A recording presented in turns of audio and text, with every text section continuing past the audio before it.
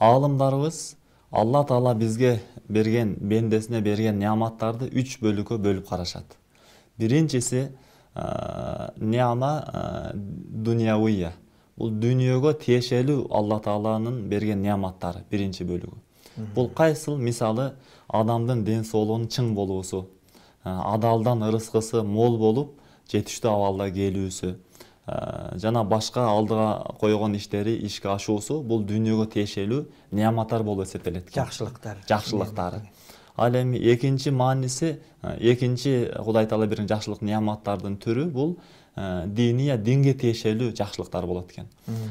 Динге тиешелүү мисал катары айтып өткөн болсок, бул адамдын ибадаттарга бекем болуусу. Намаз окуйт, орозо тутат, зекетин берет, мүмкүнчүлүгү жетсе ажылыкка барат, жана башка жакшы иштерди кылат, жана илимдүү болуусу, дин тарабынан терең, кенен илимге ээ болуусу бул да динге тиешелүү жакшылык неаматтарга кирет. Таква болуусу, булардын бардыгы динге тиешелүү неаматтар экен. Ал эми үчүнчү бөлүгү неама ухравия, акыретке тиешелүү неаматтар болот. Акыретте кандай неаматтар берилет? Биздин момун мусулмандардын аз кылган амалына Алла Таала аябай көп кылып сооп, белек берет экен да. Бул акыретке тиешелүү неаматтар болуп эсептелет.